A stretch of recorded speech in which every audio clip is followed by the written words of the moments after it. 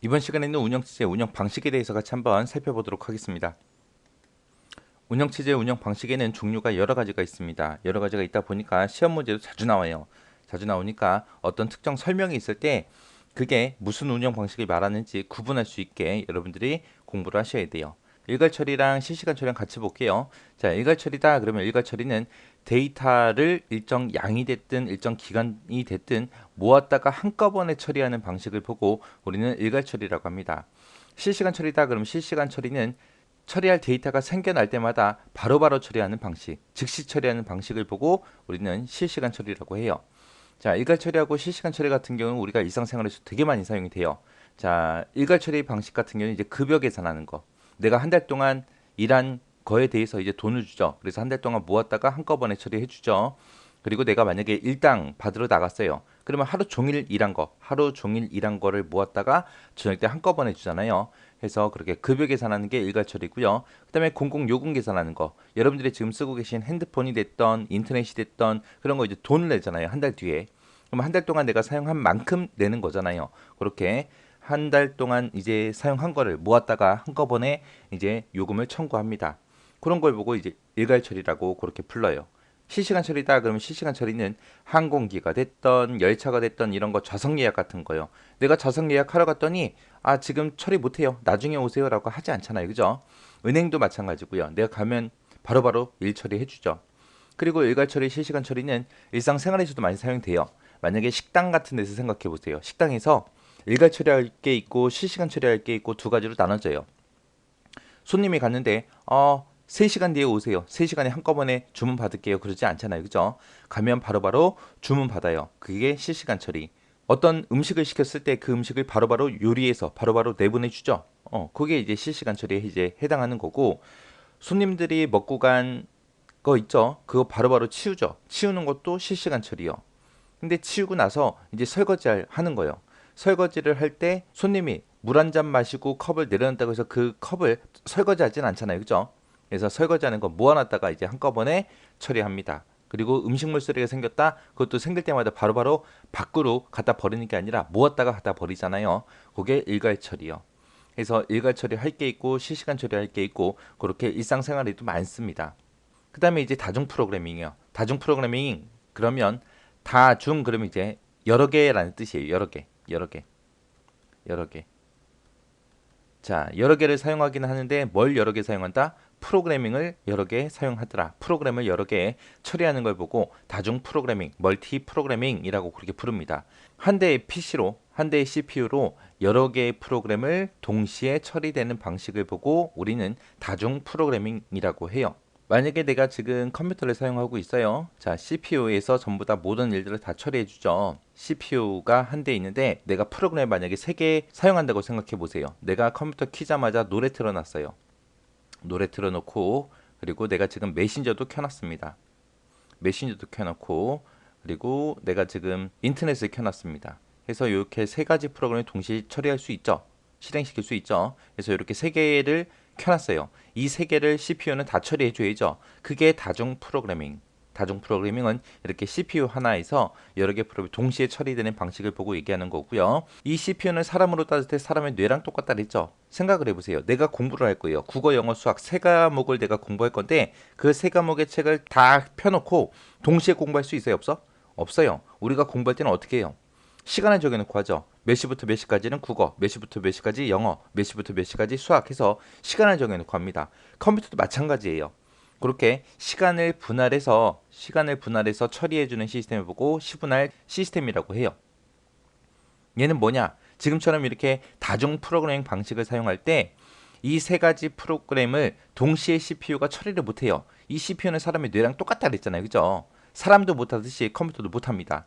그때 이제 처리되는 방식이 시분할 시스템인데 얘는 어떻게 하는 거냐? 노래 듣는 프로그램한테 1초, 그 다음에 메신저한테 1초, 인터넷한테 1초 하고 시간을 나눠줘요. 시간을 나눠주고 이 1초 동안 노래 듣는 프로그램이 이제 CPU에 들어가서 뭔가 처리하고 나면 그 다음에 메신저가 들어가고 메신저가 또 처리하고 나오면 인터넷이 들어가고 그 다음에 다시 노래가 들어가고 메신저 들어가고 인터넷 들어가고 그렇게 번갈아 가면서 계속 처리하는 거예요.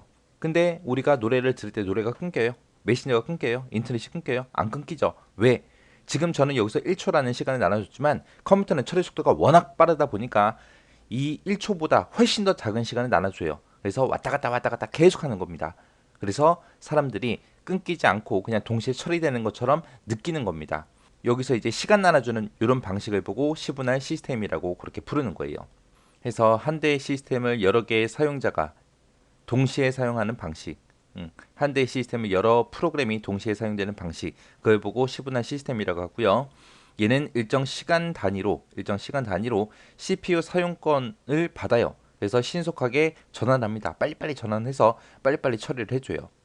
그래서 각각의 프로그램들은, 각각의 사용자들은 자신만이 컴퓨터를 사용하는 것처럼 그렇게 느끼는 거, 그걸 보고 시분할 시스템이라고 합니다. 실제로는 어떻게 처리한다? 동시에 처리되는 게 아니라 전부 다 따로따로 처리되더라. 근데 그 처리 속도가 워낙 빨라서 동시에 처리되는 것처럼 우리가 그냥 느끼는 겁니다. 그 다음에 이제 다중처리요. 다중처리. 처리는 누가 해줘요? 처리는 컴퓨터에서 CPU가 해주죠. CPU. 근데 앞에 보니까 다중이라는 말이 붙었어요. 다중이다 그러면 여러 개라 그랬죠. 자, 여기서는 이제 여러 개의 CPU를 사용하는 거예요. 처리 속도를 향상시킬 목적으로 하나의 컴퓨터에다가 여러 개의 CPU를 설치해서 프로그램을 처리하는 방식을 보고 다중 처리라고 합니다. 다중 프로그래밍이랑 비슷하죠. 다중 프로그래밍은 여러 개의 프로그램을 동시에 처리하는 거고, 여기서는 이제 한 대의 컴퓨터에다가 여러 개의 CPU를 설치해서 처리 속도를 향상시킬 목적으로 사용하는 거예요. 여기서는 여러 개의 CPU를 사용하더라.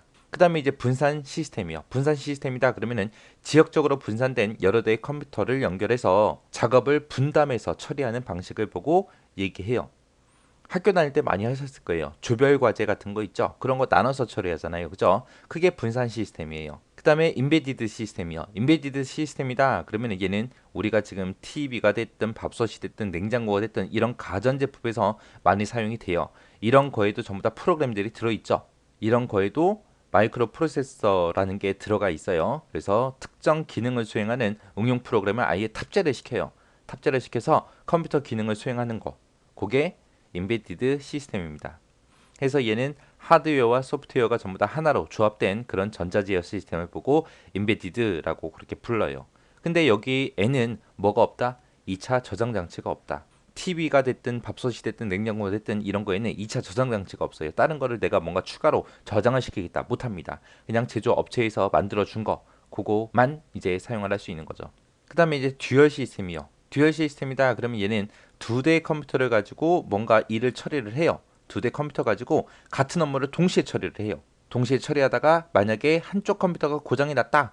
그럼 이제 또 다른 컴퓨터가 있죠. 다른 컴퓨터가 계속해서 업무 처리를 해주는 겁니다. 그래서 업무 처리가 중단되는 거를 방지하기 위해서 사용하는 게 듀얼 시스템이요.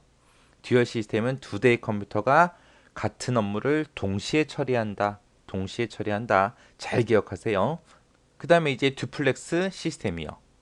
듀플렉스 시스템도 마찬가지로 두 대의 컴퓨터를 설치해서 사용하는 거예요.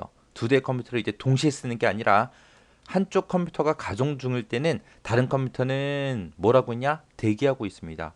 대기하고 있다가 가동 중인 이 컴퓨터가 고장이 났을 때 다른 컴퓨터 있죠? 대기 중인 한쪽 컴퓨터가 가동이 돼서 시스템을 안전하게 작동되도록 그렇게 운영하는 시스템을 보고 얘기해요. 아까 좀 전에 봤던 듀얼 시스템이랑 똑같죠? 듀얼 시스템도 컴퓨터 두 대 사용하고 듀플렉스 시스템도 컴퓨터 두 대를 써요. 근데 듀얼 시스템 같은 경우에는 그 두 대의 컴퓨터가 한 가지 업무를 동시에 처리한다 그랬어요. 같은 업무를 같이 처리하는데 듀플렉스 시스템은 컴퓨터 두 대를 설치하긴 하는데 실제 가동되는 컴퓨터는 이제 한 대밖에 없죠. 한 대가 가동되다가 고장이 나면 이제 다른 컴퓨터가 이제 가동이 되는 거죠. 그래서 듀얼 시스템이랑 듀플렉스 시스템이랑 조금 달라요. 차이가 있으니까 헷갈리지 않게 잘 공부하셔야 됩니다. 해서 이제 운영체제, 운영 방식에 대해 살펴봤는데 어떤 특정 설명을 써놓고 이게 누구 거냐라고 물어봐요. 물어보니까 특징들, 이름 잘 기억하세요.